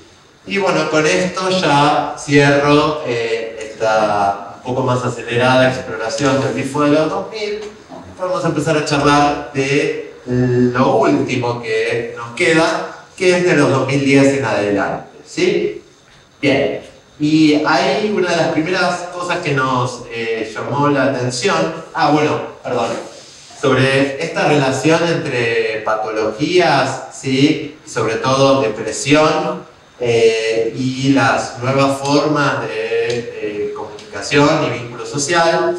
Quería recomendar este libro, ¿sí?, Tristes por Diseño, que está orientado también bastante a cómo funciona esta dinámica hoy, ¿sí? Pensemos que todo esto que decía, Bifo lo dijo cuando los celulares se usaban todavía, sobre todo, para llamar. ¿Sí? Sin embargo, evidentemente había tendencias más de larga duración que le permitieron anticipar cosas que de alguna manera solo se han profundizado en el tiempo que ha pasado, ¿no? De esa parte hasta acá. Bien, pero bueno, en relación, sí, ya a los 2010, una de las cosas que nos interesó marcar es cómo Bifo piensa o utiliza todo este aparato de categorías y conceptos que fue desarrollando en estas décadas para pensar el ascenso de las nuevas derechas, ¿sí? El fascismo 2.0, ¿sí? O esta vuelta en general de formas reaccionarias, ¿no? En este sentido, yo lo que quería rescatar, sencillamente para hacerla corta, es que hay una forma muy interesante por parte de Bifo de pensar que, de alguna forma, hubo una suerte de traición generalizada de una ola de gobiernos progresistas que hubo a nivel mundial, ¿sí? Desde Barack Obama hasta, bueno, nada, gente por todo el mundo, sí, que de alguna forma no mejoró las condiciones de vida de las personas, sí, y ligó al discurso progresista un apoyo incondicional, ¿sí? Al capitalismo financiero y a las formas políticas neoliberales, ¿no? Entonces, el progresismo difundió el neoliberalismo y eso, de alguna manera, generó una ruptura de la credibilidad con su base, ¿sí? Su base social. Sobre esto aparece el gran problema de la sensación de humillación por parte de lo que dice Bifo como los depredadores del mundo, ¿sí? El hombre blanco del norte global, ¿sí? Vivió básicamente un proceso de humillación, porque en gran parte este mismo proceso del semiocapitalismo fue esterilando todos sus privilegios y su lugar central dentro de la sociedad. Entonces, como la imagen, ¿sí? Que el hombre blanco tiene de sí mismo no corresponde con su realidad efectiva, él se cree el dueño del mundo y en realidad es un proletario empobrecido, bueno, eso genera una humillación, un sentimiento de impotencia que rápidamente conduce a una rabia agresiva, ¿sí? Y a una voluntad de destruir, lastimar, humillar, degradar a los otros, y un poco este nuevo ascenso a las derechas se monta, ¿sí? Sobre este proceso, al cual obviamente también contribuyó en gran medida la pandemia, ¿sí? A la cual Bifo se refiere como una psicodeflación, bueno, un proceso en el cual nuestra mente pasó todavía más intensamente por este proceso de achicharramiento del cerebro, ¿sí? No voy a ahondar en eso, está el libro, ¿cómo es? La Segunda Avenida, ¿sí? Que es muy interesante, que explora mucho esas tendencias. ¿Cómo? Es de Caja Negra, ¿sí? Bien, y... No, sobre sí. eso quiero leer algo que me salté a propósito de los skins, que Bifo analiza lo del psicoanálisis y los skinkers. Dice que no siempre la desesperación produce estúpidos, los skins, y que los rudos son estúpidos porque no tienen el coraje de reconocer su sufrimiento, su impotencia, y reaccionan con la patética arrogancia de la derrota. Buscan siempre a alguien más débil, más desarmado que ellos, para finalmente disfrutar de una hora de supremacía, mostrando que poseen músculos a pesar de todo lo que repasa en sí. Y cuando hablábamos de esto de la Ucrania y qué sé yo, también hablábamos de que tenemos nuestro ejemplo autóctono, marplatense, con el surgimiento de los neonazis hace un par de años. Bueno, la condena que les dieron, al que más condena le dieron, era el Rusito, que fue el único que estuvo preso efectivamente, qué sé yo, el tipo salió y está en Ucrania. Sí, sí. No sé, es No, es llamativo, es muy loco. Después Bifo también liga el ascenso de estas nuevas derechas, dice que no hay que pensarlas como el fascismo clásico, ¿sí? Que están muy atadas a esta mutación antropológica, en la cual el cerebro ya no puede procesar la información que se le descarga desde la infoesfera, ¿sí? Es el fundamento de lo que se llaman fake news, ¿no? De esta cultura que se ha llamado de posverdad, que es de alguna manera el nicho ecológico privilegiado de estas nuevas derechas, ¿no? En este contexto de posverdad, estos cerebros achicharrados un poco acuden, ¿sí?, a la necesidad de recuperar su condición identitaria suprematista, ¿no?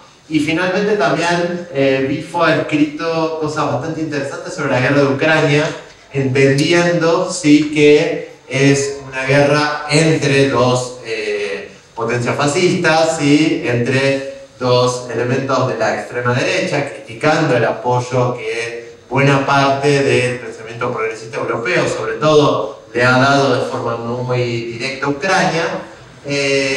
Pero acá lo que me llama la atención sobre todo es esta idea de la senilidad de Biden y de Putin, ¿sí? Que básicamente expresa con este resurgimiento, podremos decir también de Netanyahu y otros tantos, expresa de alguna manera un acabamiento de la civilización occidental, ¿sí?, su devenir delirante, senil, y un deseo finalmente de morir en el recrudecimiento de las guerras, y en un proceso que Bifo también ha llamado, bueno, una especie de guerra civil mundial, ¿sí?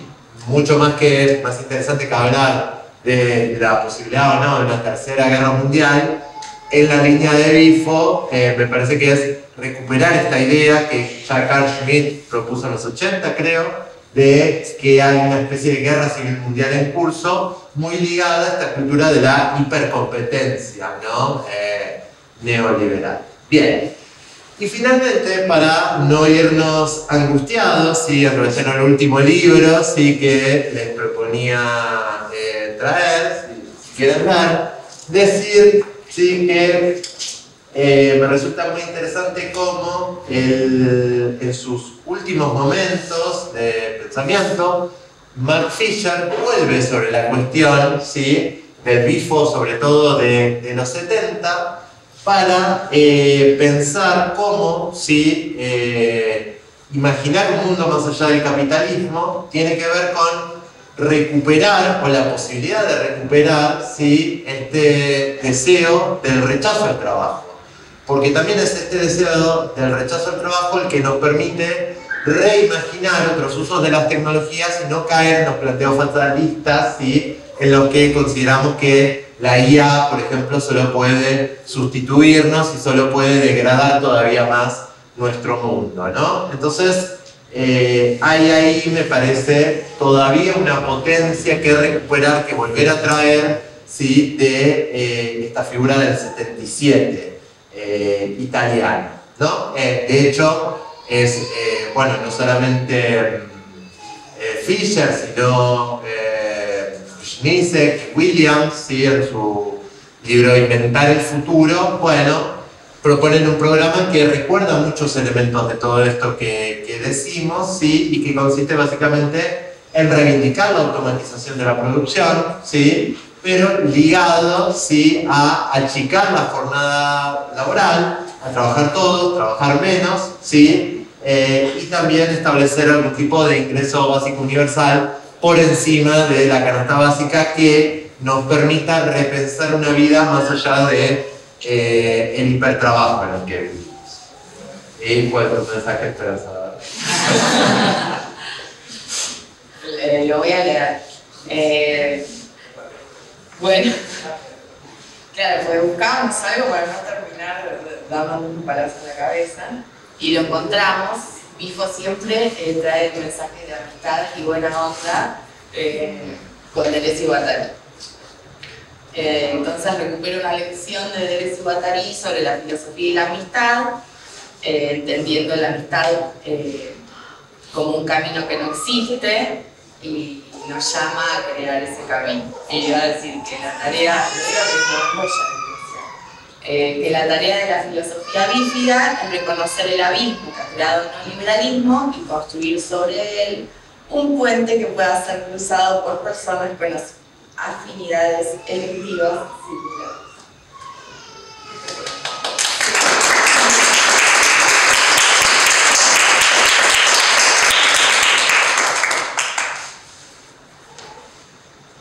Bueno, muchas gracias por Gracias. escuchar. Es un poco larga la presentación. Elegimos un libro largo. Elegimos un libro largo, muchas décadas, Tuvimos muchos que temas. preguntar muchísimas cosas. Es casi como presentar la obra entera de Bifo, ¿no? A partir de un eje transversal. Bueno, pero la idea era capaz que es un buen libro de Bifo para leer. Sí, a mí es el que más me gustó, uno de los Bifo. Hay un Bifo que yo no conocía, porque capaz entre los 70 y los 2000, 2010 hay más cosas que trae todo el tiempo, por lo menos a mí me sorprendió de los 80 y los 90. Sí. Bien, bueno, no sé si tienen comentarios, preguntas. Bueno, aparte, él dice, más allá de la cuestión del pesimismo, que no hemos sufrido, que esto es lo que sé, y mi fuerza es lo que no sé. ¿No? Que me pareció muy interesante esa frase. Totalmente, claro, yo lo discutía con Mika y pensaba también, bueno, lo que vemos en el arco histórico es que el momento más lindo de vivir, por decirlo así, es los 70, y luego todo va como, ¿no?, en una espiral descendente, ¿no? Ahora bien, lo interesante es que en los 60-70 gran parte de las personas estaban convencidas de que si la revolución no era mañana, era pasado mañana, ¿sí? Y le pifiaron monumentalmente. Ahora bien, eso fue terrible en ese momento, pero para nosotros es un elemento esperanzador, ¿no? Porque todos pensamos que de acá, ¿sí?, 50 años vista a, no sé, 2070, ¿sí?, vamos a estar de alguna manera como en Mad Max, ¿sí?, en autos reconstituidos, bueno, ese tipo de imágenes, pero podemos estar equivocándonos terriblemente, ¿no? Las épocas se crean imágenes del futuro de las cuales se enamoran, y justamente ahí está la potencia del no conocimiento, ¿sí? Lo esperanzador es lo que no sabemos. También muchas veces. ¿Cómo era eso del Wu Wei? Wu Wei, ¿sí?, la filosofía taoísta de la no acción. Bueno, también eso está bastante presente, sobre todo en el último Bifo. Cada tanto hay un insight medio budista, medio orientalista que es divertido, que nosotros lo omitimos porque no iba al eje, pero Bifo sí reivindica también como estrategia de hacer frente a la situación de hoy. Bueno, la deserción, ¿sí?, que lo piensa sobre todo en los contextos militaristas, ¿sí?, Ucrania, Rusia, dice, mi corazón está con los desertores, ni con un bando ni con otro, ¿sí?, pero también desertar de la economía capitalista en general, ¿sí?, del semiocapital. Ligada a esa figura también está esta idea del Wu Wei, de que a veces la forma más eficaz de actuar, ¿sí?, no es tanto una acción estridente, fuerte, voluntarista, leninista, podríamos decir, sino una manera mucho más sutil que desde afuera puede parecer incluso idéntica a la no acción, ¿sí? Es el modelo de eficacia taoísta de actuar lo menos posible para obtener lo que se quiere. Bueno, los taoístas, por ejemplo, consideran que alguien, cuando alcanza la suma del poder, ya perdió. ¿Por qué? Porque todo lo que le queda es cuesta abajo, y porque el orden, de alguna manera el caos del mundo, hace que constantemente lo que estaba abajo pase arriba y lo que está arriba pase abajo, ¿no? Entonces, por ahí también podría ir otra manera de pensar la acción, ¿no? Hoy, abandonando este modelo voluntarista, estridente, heroico, ¿sí?, de la gran acción transformadora, y pensando en pequeñas acciones, ¿sí? Que se parezcan mucho al no actuar, pero que a la larga puedan cosechar mejores frutos. Bueno, de eso también hablábamos, que cuando él mismo ve que la revolución no prospera y empiezan a surgir todos esos mitos del fin, el fin nunca llega y en realidad es el surgimiento de otros procesos productivos. Entonces, como que ahora que estamos todos bastante frente a mitos del fin y sin saber qué va a pasar y la incertidumbre total y pensar que es toda una debacle, tal vez no va a ser.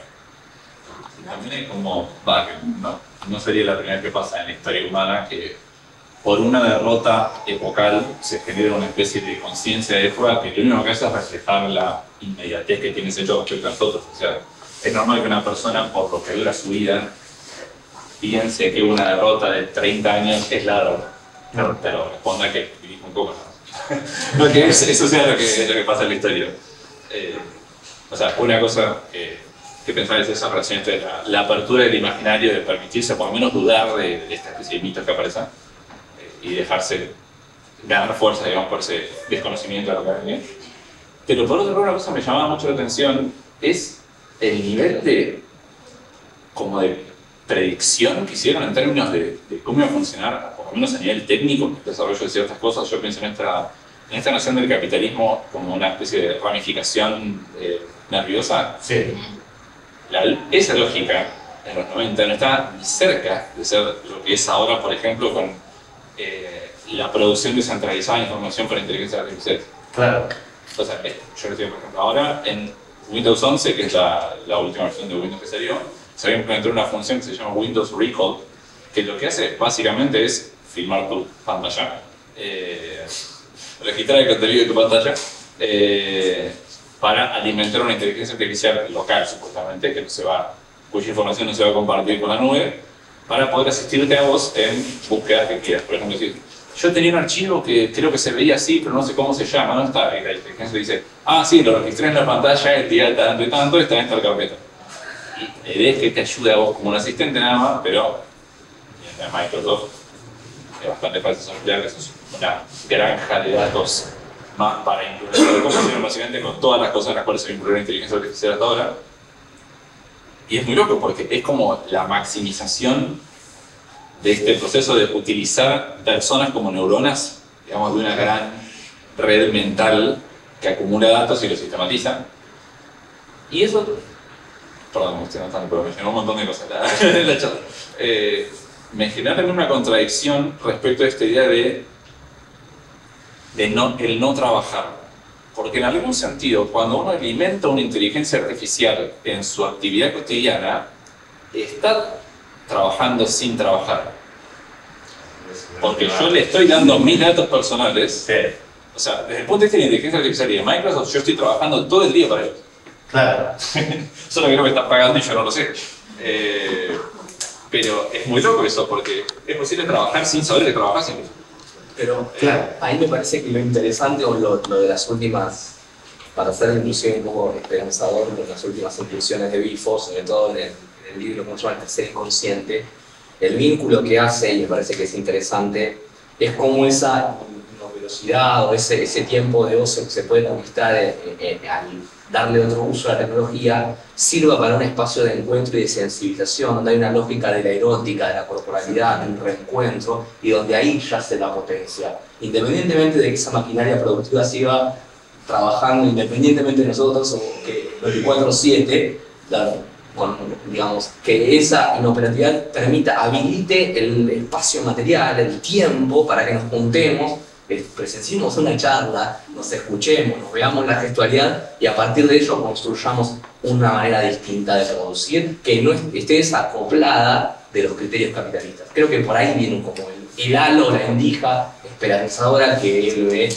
y que ha sostenido también con esa lógica italiana de romper con las estructuras de producción capitalista. Totalmente. O sea, ir ahí a la sensibilidad. Él habla todo el tiempo de erótica, sensibilizar, de buscar esos espacios de reencuentro, de miradas, de tocarse, abrazarse, se vuelve hasta meloso por lo menos. Sí, también muy italiano eso. Pero está todo el tiempo, me parece, por lo menos la deriva que va tomando en los últimos libros son como una salida de intentar desacoplarse, utilizar la tecnología para desacoplarse de esa producción y encontrar esos espacios de encuentro que habiliten esa sensibilidad que tiene siempre un criterio colectivo, porque el General Internet está todo el tiempo diciendo, no es algo individual, rompamos esa burbuja, es algo que colectivamente se genera. Y eso me parece que es re potente para también ponerlo en diálogo y abrir espacios, ¿no? Justamente de encuentro y de discusión, de debate. Realmente no coincide con el coreano, digamos. Sí. La tonalidad de pensamiento, yo decía, estaba leyendo esto y digo, pero esto lo acabo de leer, digamos, ¿no? Y él lo termina mencionando. Sí, lo cita en algunos textos, sí. Al mismo tiempo.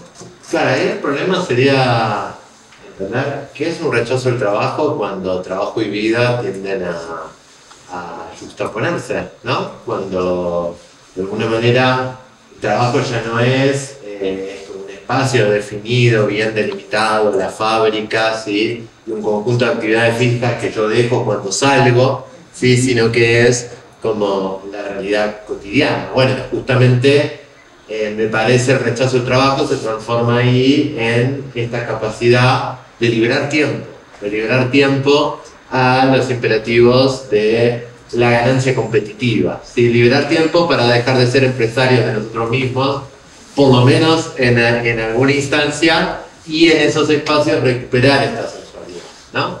Ahí, cuando dices liberar tiempo, es como que concuerdo, pero es como que habría que, me parece, redefinir qué significa liberar, ¿no? Porque uno, por lo menos de una perspectiva más tradicional, liberar tiempo se piensa casi en un sentido cuantitativo. Tener más tiempo. Claro. Más tiempo libre. Y pensando en los modelos de esta forma que utilizan tus recursos sin que vos lo sepas y desde tu punto de vista sin que vos te esfuerces tampoco, porque es como me roban mis datos y yo ni me doy cuenta. Yo quizás podría tener todo el tiempo libre y aún así ser enteramente productivo y ser enteramente un empleado menos. Claro. Entonces, como si la libertad ya no sería tan cuantitativa, sino como liberarse del imperativo, además. O sea, liberar el tiempo del imperativo, no tener más tiempo. Esa sería la lógica, ¿no? O sea, lo pienso como para superar esta contradicción entre esta forma pasiva de trabajar. Claro, claro, totalmente. Bueno, ahí sería liberarse de Microsoft, ¿no? Porque también, bueno, algo que Bifo no señala, pero que se puede traer al debate, es que, o sea, lejos de que en su estructura esté esta cultura hippie californiana de Silicon Valley, las grandes corporaciones tecnológicas se parecen más al Gosplan, es decir, a la agencia de planificación soviética, sí, que una red descentralizada de estos neo-hippies. No, tiene una estructura súper centralizada, corporativa, planifican, ¿sí?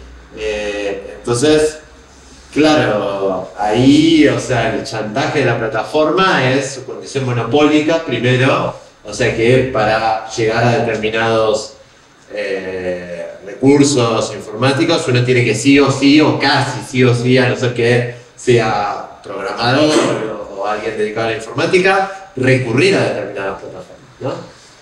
Es casi un chantaje. Es un chantaje, exactamente. O dejar robar tus datos o no tenés Windows. Claro. Y si no tenés Windows, olvídate, claro, de usar la compu.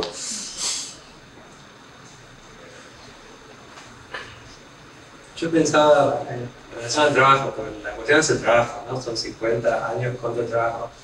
Pensaba en un término que se me venía cada vez que ponían en cuanto a leer los fragmentos, que es el término fiaca. ¿No? Sí. La fiaca, claro, pero la fiaca es una especie de opuesto, ¿no? Conceptual. Es decir, el trabajo parecería ser una actividad que requiere un cierto esfuerzo energético. La fiaca es una toma de posición que dice, yo no quiero eso, ¿no? Es una especie de toma de posición que dice, bueno, no deseo hacer ese esfuerzo energético. En la película de Norman Brisky eso está bien planteado porque, bueno, Norman Brisky se levanta un día y no se levanta y la justificación es que tiene fiaca y que no quiere trabajar, ¿no? Pero digo, el trabajo en el que piensa Bifo, por lo menos el que he podido leer, mayormente es el trabajo asalariado, ¿no? porque uno puede sentir ese fenómeno de la fiaca para ir a trabajar fuera de la casa, ¿no? Un trabajo asalariado tradicional, pero también hay formas de fiaca que pueden surgir en el interior del trabajo de reproducción social, ¿no? Que son las de, bueno, tengo que lavar los platos, tengo que cocinar, tengo que hacer tareas y eso, tengo que limpiar, lo que fuera. Y esas tareas de reproducción social son formas de trabajo que en algún punto corren en paralelo a las plataformas y a todas estas preguntas que uno puede seguir actualizando, decir, bueno, en un punto, sí, la forma de trabajo vamos a modificar. Pero Bifo tiene eso en mente, las formas de trabajo no asalariadas, las comenta, las estipula dentro de su plan de discusión. Y él lo menciona literalmente cuando dice tener una charla perezosa, acariciando a alguien, olfateando a quien uno tira al lado. Pensaba esto de lo perezoso, digamos, como estás produciendo otra cosa, digamos, ¿no? Que no tiene que ver con el trabajo, sino en esta cuestión revolucionaria de lo perezoso, digamos. Esto de la fiaca, claro, era una oposición, aparte, no activa, justamente, ¿no? Esto de la no acción, que ahora tiene que ver con esto del escuchar, bueno, esto de hablar o esto de estar planteándose, ¿no? Sí, en principio yo dudaría de que el trabajo reproductivo doméstico es un trabajo no capitalista, digamos, ¿no? Ahí, o sea, estaba planteado en esta cuestión de la función antropológica del trabajo. Es un término que suele generar mucha ambigüedad. ¿Por qué? Porque podemos llamarle trabajo a la actividad humana en general, entonces el trabajo, como un poco aparece en Marx, ¿no? Es un factor antropológico, ¿sí? O podemos llamarle trabajo a, de alguna manera, lo que explota un capitalista para valorizar su capital, ¿sí? Lo que en tanto es cuantificable en tiempo socialmente necesario de producción, da una medida del valor de las cosas. Ahora bien, yo lo que creo es que el trabajo doméstico, y creo hasta donde he podido leer a Bifo, recuerdo ahora, no es algo en lo que ponga el foco. Eso está claro y es muy interesante porque también ahí se puede pensar, ¿no? Una liberación del sometimiento en el trabajo, ¿sí? Que un poco, bueno, hay tradiciones soviéticas, o sea, de la Revolución Rusa, muy interesantes, que decían, bueno, tenemos que hacer lavanderías colectivas porque es la única manera de liberar a las mujeres del sometimiento al trabajo reproductivo doméstico, ¿no? Tenemos que hacer cocinas colectivas porque lo mismo, el orden de la familia es necesariamente un orden opresivo, ¿no? Y de eso hay que liberarse automatizando y colectivizando, ¿no? ¿Cómo se llama esa revista también, Alexandra? Kollontai. Claro, son ideas que están presentes en Kollontai, en varios utopistas, en arquitectos, incluso diseñadores del periodo revolucionario. Y bueno, me parece que no chocaría necesariamente, para tratar de darle alguna forma de respuesta a tu pregunta. Si bien creo que es algo que, si bien no ignora Bifo claramente y está presente constantemente, digamos, problemas que tienen que ver con las tradiciones feministas, ¿no? Él reivindica, por ejemplo, ligado a la pereza mediterránea, cierto carácter femenino, ¿sí? Por parte de la cultura, el elemento femenino de la cultura mediterránea, y dice que, bueno, un poco la decadencia de Italia, el momento donde florece el fascismo, tiene que ver con no poder asumir ese carácter y lo copado que es ese carácter, ¿no? Pero creo que no está ese elemento de focalizar en el trabajo reproductivo, pero tampoco es que choca con el otro planteo, ¿no? La liberación del trabajo también puede ser entendido como liberación del trabajo reproductivo, porque básicamente yo creo que también está bueno llamarlo trabajo, porque son actividades que no se hacen desde el deseo, que no se hacen desde el placer, que no se hacen cuando uno de alguna manera está libre de la necesidad, ¿no? Entonces, me parece que llamarlo a trabajo es meterlo un poco en ese dominio. No sé si Sí, totalmente de acuerdo con eso, pero sería una utilización sobre el post-trabajo también. Para mí está muy en línea, sí, estas ideas de Bifo, y diría más sobre todo el Bifo de los 70. Hay un claro vínculo con las teorías del post-trabajo, y me parece que él nunca abandonó esa perspectiva, en algún sentido. Solo la fue complejizando, ¿no? Los matices y eso. ¿Alguien quiere comentar algo o preguntar algo? Una idea que me había surgido también es en la parte más como constructiva posible de la técnica actual. Esa es como la única parte que por ahí no le termino de comparar mucho respecto de las proyecciones que hicieron de la técnica futuro. Por ejemplo, cuando habla de este carácter como no ambiguo de las producciones virtuales, yo entiendo el punto de que el ámbito de lo digital y lo virtual es un ámbito que desde su producción está completamente cimentado en lo abstracto, o sea, en los números, en lo binario, en lo discreto, discreto. 0 o 1. Y eso obviamente genera esta especie, no me acuerdo qué autoridad que decía que ahí lo digital opera como una especie de fuerza metafísica que nos aísla del ruido de la realidad, como el mundo sin ruido, el mundo digital. Y entiendo la idea y en algún punto le doy crédito, pero no estoy seguro de que sea realmente así. Por ejemplo, cuando uno piensa en un meme, o sea, un meme es una unidad no ambigua. O sea, para mí es casi un paroxismo de lo ambiguo que se supone que es un meme y cómo se reproduce y cómo se difunde. Claro, pero ahí fíjate esta relación que él establece entre esta forma conectiva de la comunicación, la imposibilidad de procesar en nuestros cerebros esa información y el resurgimiento de lo mitológico. La ambigüedad del meme es un poco, o sea, es un claro ejemplo de pensamiento neomitológico. Es una imagen que condensa muchos significados y que es una herramienta de nuestro cerebro humano para procesar la simultaneidad, ¿no? Y el caos de la sobreinformación. Según lo que dice Bifo, ¿no? Después podemos discutir largo y tendido. Ahí lo que se refiere es la dificultad de discernir entre cuando algo ambiguo es no mitológico y cuando sí es mitológico. O sea, porque quizás uno podría decir, bueno, entonces ¿cómo sabes que no hay mitologización en lo ambiguo corporal, en lo ambiguo en lo cotidiano? ¿Por qué solo se produce en lo digital esto? Yo tiendo a pensar que, claro, es verdad, digamos, pareciera haber algo que critica en cierta esfera y reivindica en otra. O sea, si pasa en la sensibilidad de los cuerpos, joya. Si pasa en el ámbito, digamos, del pensamiento, parece que es algo que atrasa, ¿no? Eso creo que sí, que está presente.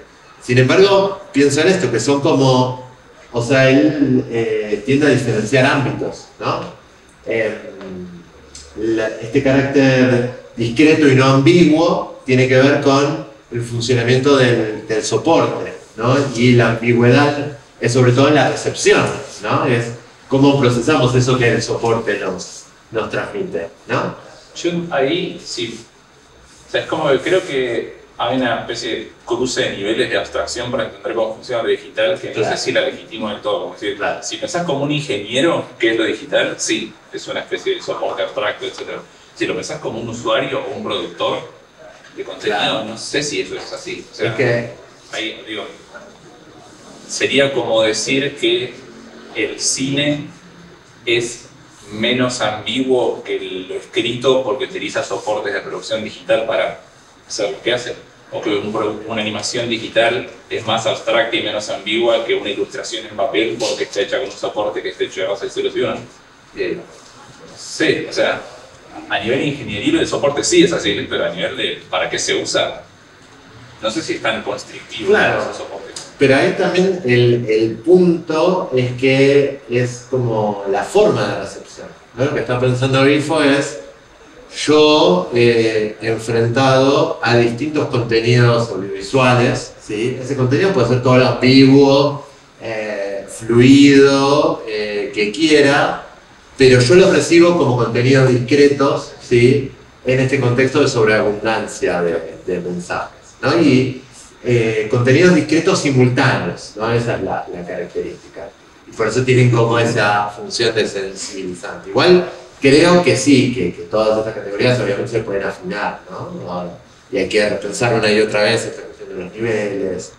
También me parece, yo personalmente, no sé si comparto del todo como esta reivindicación constante como de esta especie de instancia que parecería heideggerianamente más auténtica de el cuerpo desnudo y ese hermoso momento donde los amantes podían tomarse el tiempo para acariciarse y decirse cosas bonitas, porque bueno, también el tiempo donde sucedía eso, sucedían otras cosas terribles. Era el tiempo donde era común que un tipo fajara a su mujer y la mujer decía, ah, me caí. Bueno, los tiempos son siempre revueltos, dinámicos, tienen elementos chotos y cosas más esperanzadoras, ¿no? Y yo creo que por lo general habría que tratar de evitar esa romantización de algo que se está perdiendo, que aparece, me parece, un poco en toda la constelación. Igual todo esto es una opinión muy personal mía, ¿no? Muy discutible, pero que aparece un poco en toda la constelación de pensadores neo-heideggerianos, ¿no? De los cuales Bifo formaría parte muy liminarmente, creo. Claro, porque por ahí lo que no desaparece es la neurosis. Claro. Digo esto porque siempre esta interpretación está también vista la de la neurosis de cada uno. Digamos. Claro. ¿No? Entonces, hay ciertas palabras que han perdido el sentido de libertad, democracia, etcétera, etcétera, pero creo que la neurosis no ha perdido sentido. Y que justamente el enloquecimiento, todo esto que vos mencionabas, que lo menciona, de las depresiones, los cuadros de ansiedad, de pánico y demás, yo creo que yo priorizaría, porque desde dónde pensar si te enloqueces, digamos, ¿no? Claro. Entonces, para decirlo groseramente, pero creo que también tiene que ver con eso, con buscar ese espacio y hacer el autoanálisis, digamos, bueno, desde qué lugar, porque acá también aparecen estos criterios que han decaído, que es la verdad o la mentira, digamos, no lo falso, que él lo dice muy bien también. Claro. El poco espacio, bueno, hay que luchar por ese espacio de poder pensar, de poder, esto que vos decías muy bien y que lo dice, de cómo todavía somos máquinas lentas en relación a esta tecnología que nos invade, ¿no? Claro. Y bueno, decía, te queda prisionero de Microsoft, por ejemplo, y sos prisionero aún estando libre, digamos, por decirlo de alguna manera. Entonces, ahí viene una pregunta, bueno, ¿cuál libre soy? Claro. No, totalmente. Comparto totalmente. Ay, iba a decir algo.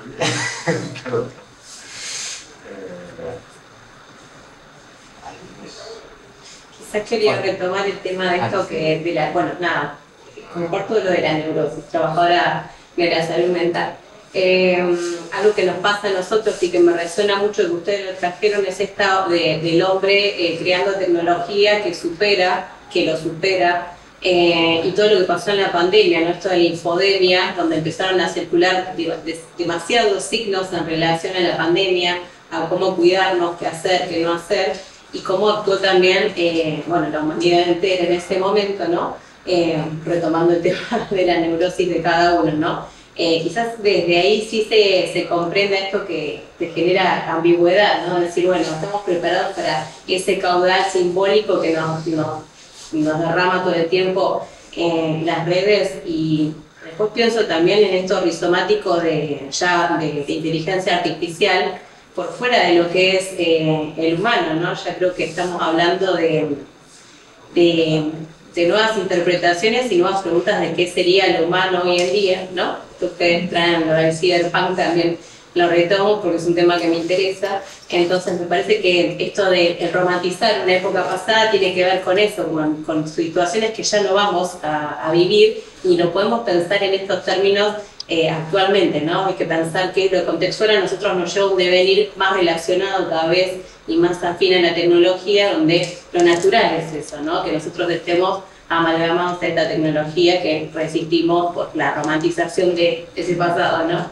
Claro. Pero sí quería que retomen el tema de de lo que habla él, ¿no? De una tecnología que supera, quizás no sé si la inteligencia, sino lo contextual de lo humano. Claro. Me acordé que iba a decir, perdón, el comentario anterior volvió, que es muy interesante cómo Bifo asocia la lucha política con la terapia, ¿sí? Hay de la mano de esta recuperación que hace de Guattari, del proceso clínico, o sea, del proceso terapéutico del esquizoanálisis, hay constantemente un juego de derrames entre análisis, ¿sí? E intervención política. Y a la vez me parece que es muy interesante que es uno de los, a mi entender, pocos grandes intelectuales que se han metido de lleno en esta cuestión de los elementos patologizantes de nuestro modo de producción, ¿no? ¿Cuál es el coste psíquico de esta forma de valorización del capital? Ahí también machea con Max Fisher, ¿sí? Que fue otro en poner la cuestión en escena, ¿no? Como de alguna manera la competición neoliberal, ¿sí? Y las condiciones tecnológicas en las que se da, esto nos frita en el cerebro y genera una pandemia de depresión, de angustia, de ansiedad, que a su vez es pobremente compensada con un bombardeo psicofarmacológico, ¿no? Entonces, producido por los mismos que producen. exactamente, que es el negocio perfecto, ¿no? Entonces ahí aparece, digamos, volver a pensar el rol del psicoterapeuta, ¿no? Bueno, él lo tira por la borda. Lo tira por la borda, pero a la vez lo recupera guattarianamente como una de las tareas de la política, algo que tiene que estar presente, porque un poco... Sí, pero no convencionalmente. No, bueno, claro, sí. Pero bueno, ahí... Yo no termino de entender bien entonces cómo propone. Para mí es como empezar a acercar los registros de la emancipación política y de la cura terapéutica, ¿no? De hecho, hay un texto donde él, ahora no me acuerdo cuál es, pero cierra, ¿sí? El texto como su parte de la apuesta política, recuperando esta idea freudiana del psicoanálisis como un proceso interminable, ¿no? Y dice, bueno, cuando cita un intercambio de cartas entre Freud y uno de sus discípulos, el discípulo le pregunta, ¿y cuándo puedo darle de alta a este tipo? ¿Cuándo lo puedo considerar curado? Y dice, bueno, cuando él pueda aceptar que el proceso terapéutico no tiene fin. Eso me parece interesante. Igual, nada, son lecturas, ¿no?